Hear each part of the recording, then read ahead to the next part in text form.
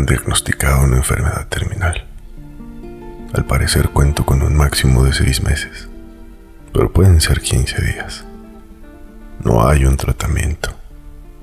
No hay siquiera un signo de esperanza.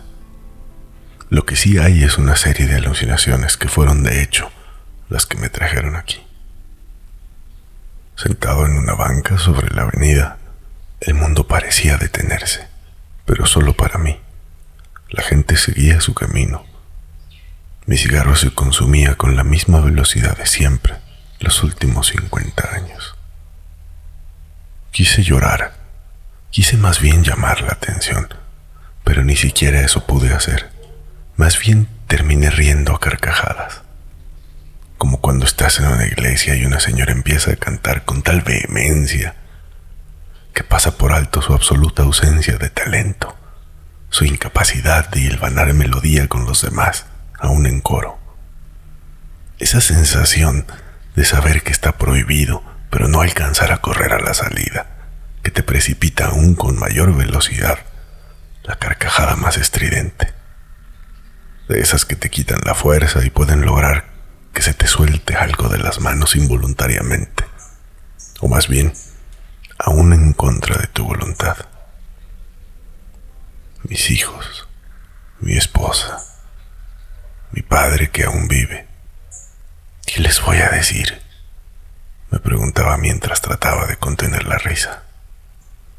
La risa solo se apagó cuando pensé en no alcanzar a llegar a mi cumpleaños, pero sí al próximo, que estaba el de mi esposa. ¿Qué regalo le acababa de conseguir? Llegando a casa dejé mi maletín en el lugar de siempre y me cambié para salir a la tienda un poco más cómodo, como parte de un ritual que, en efecto, lleva años, pero apenas en ese momento había considerado como tal. Como muchas otras cosas que daba por hecho y que formaban parte de la monótona rutina de todos los días. Por la noche tomé un baño y hasta ese momento, todavía sin hablar con nadie, como siempre, solo viéndolos pasar, bajándome los lentes para poder enfocar a cada uno cada que pasaban por la sala, pero sin decirme nada. Después de prepararme un café, ya en ropa de dormir, me senté en la terraza, afuera de nuestra recámara, a leer mientras fumaba, como siempre, desde hace tantos años. Fue hasta que todos dormían que finalmente lloré, en silencio, hasta que me sentí aburrido de mi sufrimiento que no me llevaba a nada. Además, volví a caer en cuenta que nunca sentirme triste por mí, por ellos, por todo lo que no podía volver a hacer, no iba a devolverme la salud, ni la alegría que, siendo honestos, nunca tuve en realidad. Decidí abandonar esa emotividad e irme a la cama como siempre, como lo único que había que hacer. En punto de las 5 de la mañana me despertó una pesadilla. En esa pesadilla aparecían escenas de mí en la juventud. Mi mente me jugó bastante fuerte. Me hizo visualizar escenas evidentemente atormentada por el miedo, por la culpa, por la velocidad que me empujaba hacia el final, porque en el fondo sabía que 3 meses o 15 días eran muchos. Ya no quería uno más. Esas pesadillas se repetían en una especie de bucle muy desordenado, que parecía viajaban en el tiempo a diferentes momentos con un mensaje poco claro. El único factor invariable era el miedo.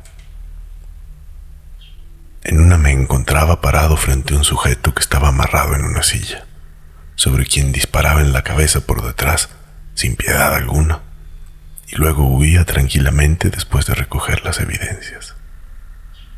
En otra, atravesaba una calle por la madrugada y embestía a un ciclista, y después le volvía a pasar el carro encima para dejarlo tirado a su suerte. Estacioné mi vehículo frente a un taller y volví a mi cama a dormir plácidamente. Hubo otra donde torturaba una familia entera, y después de asesinarlos uno por uno, de mayor a menor, ponía la pistola en manos del padre, a quien había emborrachado hasta perder la conciencia, y simulaba que se había disparado solo para después tomar mi herramienta y volver a casa como si nada hubiera pasado.